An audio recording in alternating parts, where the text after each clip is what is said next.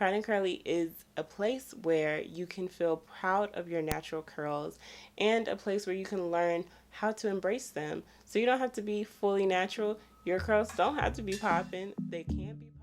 Welcome to the Proud and Curly podcast, the podcast all about celebrating naturally curly hair. I'm Sierra, your host and founder, also known as C. Johnson on YouTube and Instagram, and you, my girlfriend, are in the right place. Every Friday, you'll get new insight and curlspiration on how to manage and maintain your natural curls. It doesn't matter if your hair is a wavy 2A type, a kinky 4C texture, or if you're anywhere in between. After the episode, the conversation always continues on the Proud and Curly Instagram page, so be sure to follow us there. This episode of the Proud and Curly podcast is brought to you by Proud and Curly Share Your Story. If you're learning to embrace your natural hair, we want to hear about it.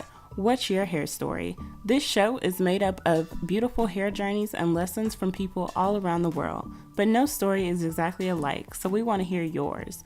Tell us a story about a hair mishap, adventure, or you can share an inspiring message for everyone to hear. This is your time to share your story and be featured on this podcast. To learn how, go to proudandcurly.com/pages/share your story. Let's start the show. Hi guys, welcome back to the Proud and Curly podcast. I'm Sierra, your host. Today we are going to be talking about the top natural vocab that you need to know. Top natural vocabulary. Add these words to your brain. You need to know these, especially if you're newly natural or you're thinking about going natural. Then these are some words you may not have heard of. And if you are natural, let me know if you know all these. Like if you know all of these words and what they all mean, let me know down in the comments, screenshot, post it on your Instagram stories, and let us know what you think. And of course, if you have some other words that you're thinking of as this video goes, leave them in the comments or shout us out on Instagram as well. And these aren't going to be like Big Chop and TWA, like that kind of stuff. I feel like it's already known. But if you guys don't know what that is, don't worry. It's okay. Like that's a really easy find. Maybe some of these are a little less like out there. So I feel like you may not know what it is right off the bat. So the first one up is fairy knots, and it's also called single strand knots. And basically it's like when you get little itty bitty on one strand of hair, you can see a tiny little like blob of hair, and I wouldn't be able to show you, but it would literally be on one little strand of hair. You could see a little knot, like kind of when you do a one string knot. Basically that's in your hair, one little knot. And sometimes if you have like one or two you notice, the best thing to do is cut them out. Do not try to detangle it, because those little knots get stuck on other hairs and then it's a bigger knot, and then you're trying to untangle it, and then if you untangle it and see that single strand knot, snip it off, because that's the best thing you can do. If you try to like detangle it, if you pull at it, if you pop that thing off, then you're opening yourself up to more breakage, because your hair is like just broken off at that end, and it's just like, and it's already jagged. So basically your hair is like, your one hair follicle splits into like two at that point, and then it can basically knot up again. Did that make sense? I feel like that was a good visual. If you guys are watching on YouTube, let me know if that was a good visual. If you're not, the link to the YouTube video is in the description bar in the show notes. But that is what a fairy knot is, also called single strand knot, but more so called fairy knots when you have a lot of them. And if you have a lot of them, usually you start to get them when it's time for you to get a trim, and that's totally fine.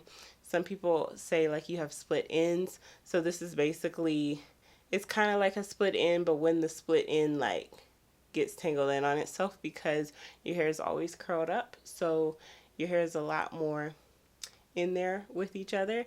But yeah, it's kind of like when a split end gets comfy and you're doing like, you know, your wash and goes, your twist outs and stuff, and you trying to detangle, and your hair is just like, hold up, this is a lot.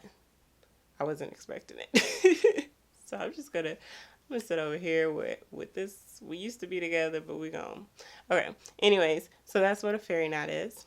Next is pineapple. So it's basically called the pineapple method, and this is when you like when you're going to sleep, or I don't know when else you would do this. Sometimes it's a style, but basically you put your hair up like this, and if you're not watching the video, you would put your hair up at the top of your head and put a scarf around it, basically at the back. And I could demonstrate for you guys. I usually do this if I'm trying to stretch the back of my hair or stretch some of my hair. But a lot of people go to sleep like this. I can't go to sleep in anything but a bonnet because it just slips right off. Because I like to do it with a satin or satin silk kind of material, and that thing be slipping right off when I do the pineapple. So I usually do that. I used to do it a lot when I first started going natural, but now I just throw a bonnet on because it does help with your curls. It doesn't, like, a bonnet would kind of hold everything in, and then when you take the bonnet off, you have like bonnet hair. But when you take off the pineapple, you can kind of shake it out and it falls down, and then it just looks nice. But yeah, let me do that really quick. And so basically your hair is like inside of the pineapple. Some people's bonnets don't come up to tie, but I like to do that. And sometimes if I do want to go to sleep like this, which is really comfy, I throw my bonnet on top of it. And yeah, it's basically, I'm not going to be sleeping on my hair. I'll be sleeping like on my hair stretched up to the back or up to the top. So it's like my hair gets stretched a little bit. It's good for like a first day wash and go because your hair is really tight. But this is the pineapple. And then when you take it out, this is what I'm talking about.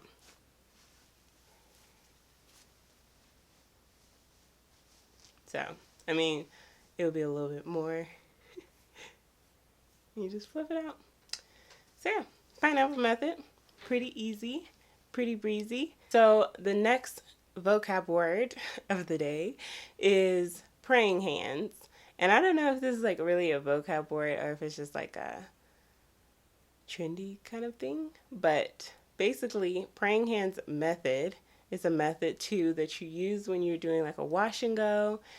Yeah, basically when you're doing a wash and go and you're putting your products on, you want to, if you're taking a strand of your hair and your hair is soaking wet, and because the wash and go is done best wet, I've been learning that over and over again. Like, I knew that in the beginning, and then you get out the shower and you don't really feel like putting products on just yet, and then your hair is basically dry and you're trying to like squirt it with the water bottle and that's not working.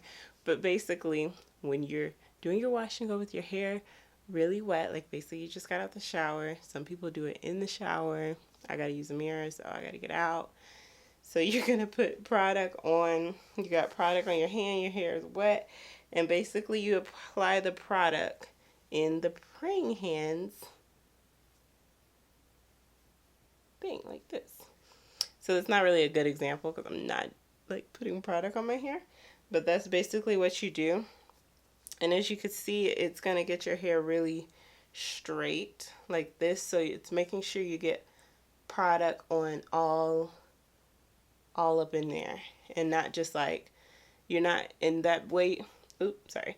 That way you're not combing through your hair, and because then you're like combing through your curls. So you're clumping your curls together.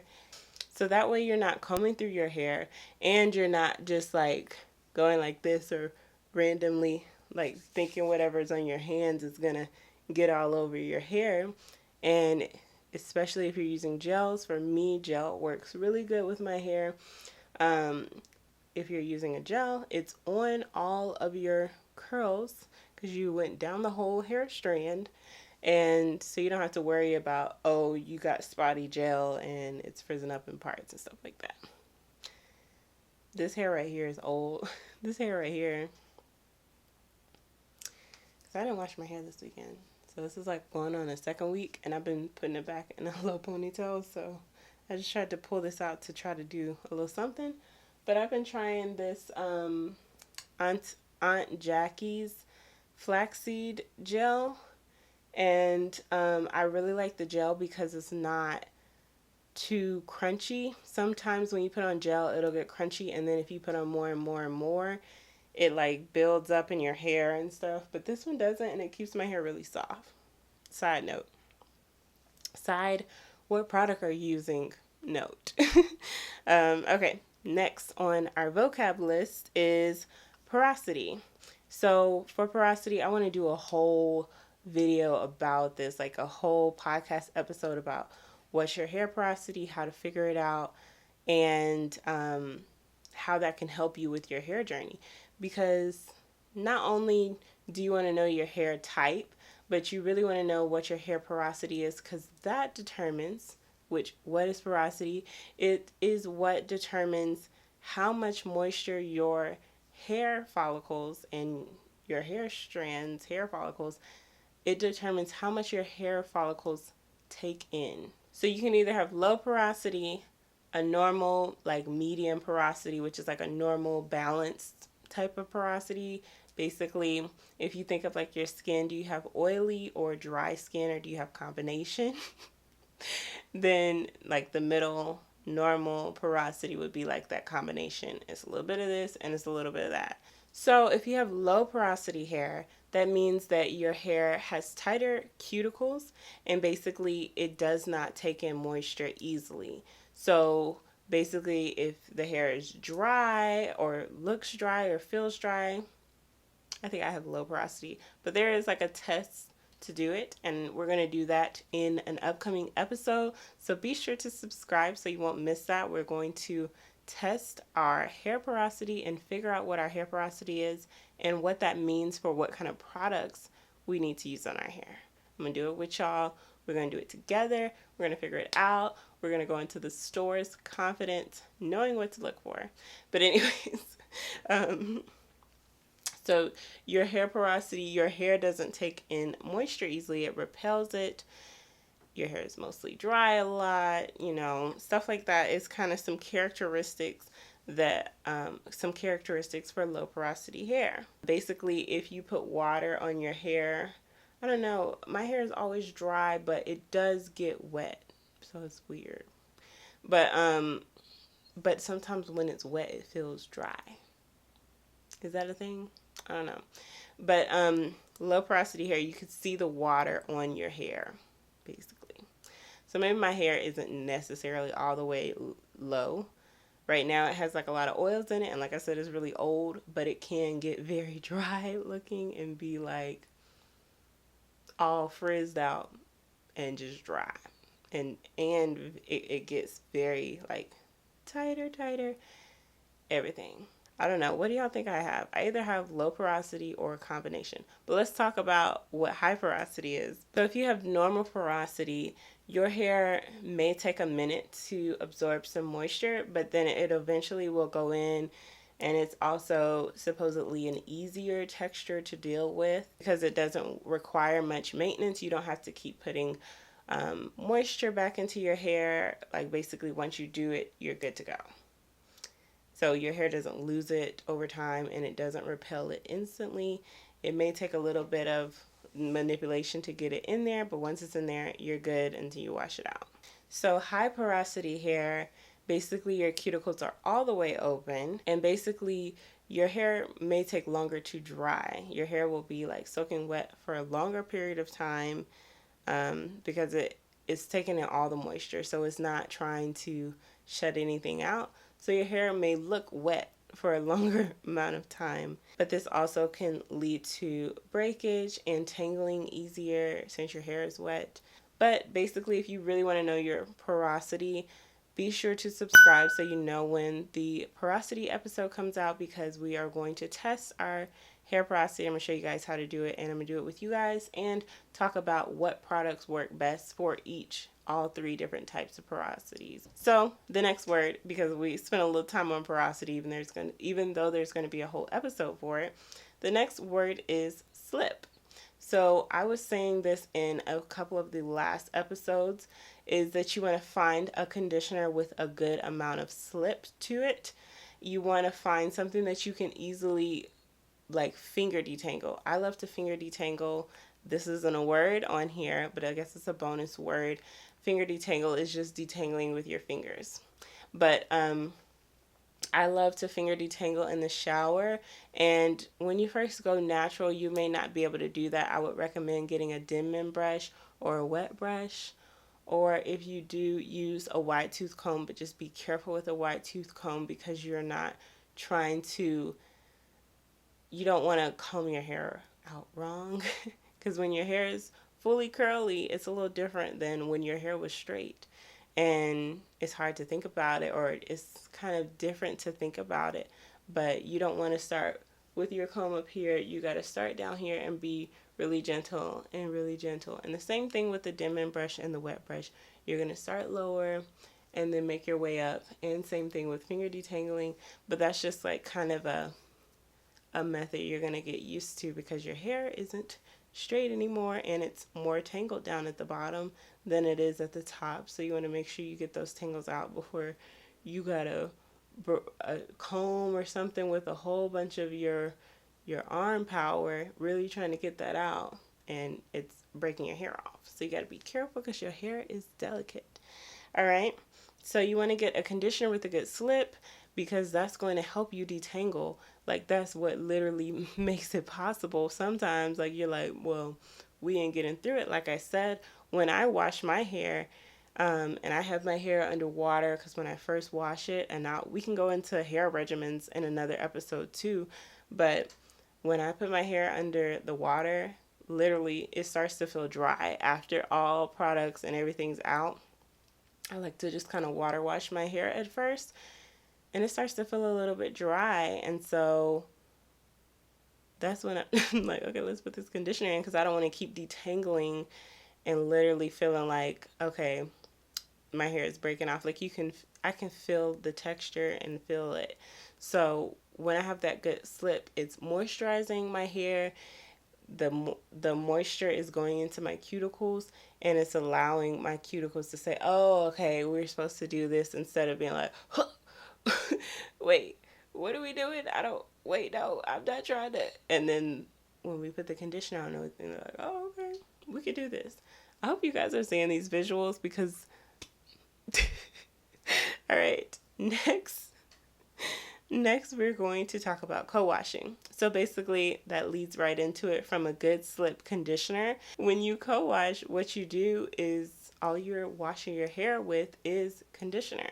So you can use that good slip conditioner, and you're going to basically use that to detangle your hair. And then once you get your hair detangled, you're going to rinse and, massage your scalp, get any like dirt out with your scalp. Make sure you got all the old products out of your hair, old gels, and you're going to massage your scalp and do all of that without putting shampoo. So basically, if you're co-washing, you're not going to pick up the shampoo at all. You're not going to see bubbles. You're not going to see none of that. So unless your conditioner bubbles, which I haven't seen that, but it's just going to be soft conditioner. You're going to detangle, and you're going to massage it into your scalp and rinse it out. And some people are like, well, I need to shampoo my hair, but you don't have to shampoo your hair every time. I would recommend like alternating. If you're going to shampoo the next week, you co-wash, and then work your way up to shampooing once a month if you can. But you got to figure out what works best for your hair, because for me, I kind of alternate. I kind of forget when I shampoo and when I don't. And if I haven't washed my hair in a while, like for this, it's been 2 weeks, so and I know I didn't use shampoo the last time, I'm going to use shampoo the next time. So it just depends on how you want to do it. Figure out what works for you. But if you're going to shampoo, don't always use a clarifying shampoo either, because that is going to strip your hair of all the natural oils. You want to use like a conditioning shampoo and or a co-wash. So, or if you don't use a product that says co-wash on it, you can use a conditioner. It's the same thing. Or it's probably even better because it's probably mostly just a conditioner. The co-wash may be a little bit more watered down. I don't know. I've never really picked up one of those products that say co-wash. Have y'all? Have y'all tried a co-wash product? Or do you have any that you recommend? Because I would be into trying it. I don't know. So another word that you guys probably already know about and have heard about because everybody's talking about it, and all products have like sulfate free. They're like sulfate free, sulfate free. So sulfate. And what is sulfate, and why don't we need sulfate in our shampoo? And some people do like to have sulfate in their shampoo, or they do, like I said, use it as a clarifying shampoo every once in a while, maybe once a month or once every few months, and use a sulfate free shampoo other times. So basically, sulfates is what allows the shampoo to foam up when it mixes with water, and it's just a little bit harsher on your hair. If you don't mind not having bubbles and stuff, some people are used to that and like that feeling. But if you don't mind it and you're interested in trying the sulfate-free ones, then I would recommend it because the sulfates are going to strip your hair of the natural oils and some of the cells and like proteins in your hair. So, and like I said, when I rinse my hair under water and get everything out, it's already starting to feel dry. And I do notice it more when I use shampoo in general. So I like to try to keep as much moisture in my hair as possible because it is always dry. And so I don't be trying to do the sulfates. We don't have to have bubbles. That's fine. I'm good. I want my hair to be moisturized and I don't want it to be super dry and definitely not dry when it's soaking wet. So like that doesn't make sense.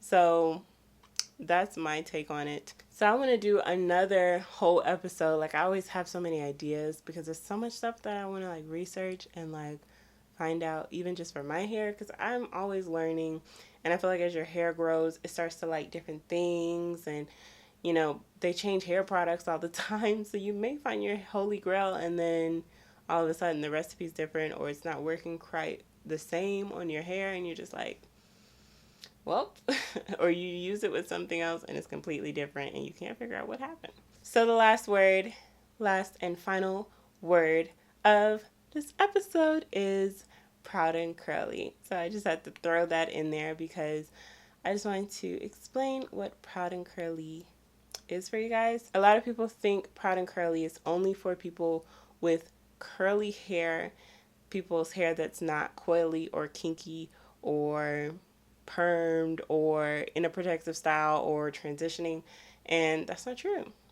Proud and Curly is a place where you can feel proud of your natural curls and a place where you can learn how to embrace them. So you don't have to be fully natural. Your curls don't have to be popping. They can be popping, and yeah, you can have permed hair. Like, it's all about you learning how to embrace your natural hair and learning if that's right for you. It may not be right for you, or this may not be the time, but at least along the way, you're learning about it, you're getting interested in it, and hopefully, you know, one day if you do want to, you have some more knowledge and some more, you know, courage to like be like, I could do this, you know, like I could do this. This could work for me. I could see myself doing this one day.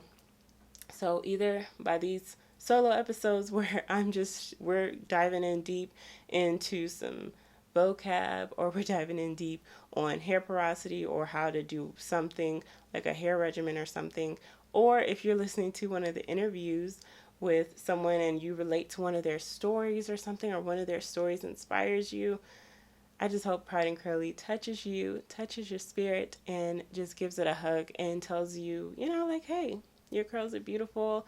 However they are, however they come out, is beautiful. So that's what Proud and Curly is all about.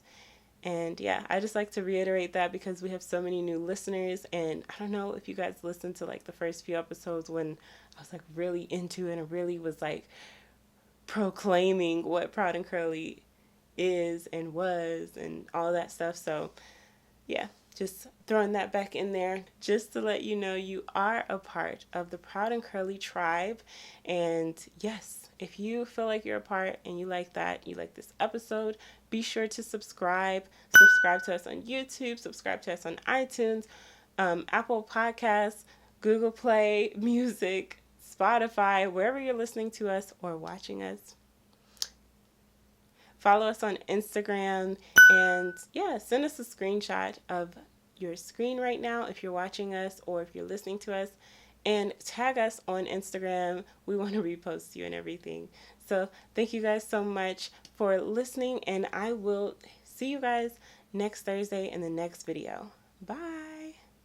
All right, that's it for today's episode. Thank you so much for listening to the Proud and Curly podcast. If you like the podcast, please show your support by leaving a rating on the Apple Podcast app. It helps me so much, and it also helps other people find the show. Special thanks to Terrence, Esquire, Huggins for producing the music in this podcast. You can always check out his website, SoundCloud, and follow him on social media at Esquire Music 111. All of his links are in the show notes. If you're looking for more curly content, be sure to follow us on Instagram. But until next Friday, stay proud and curly.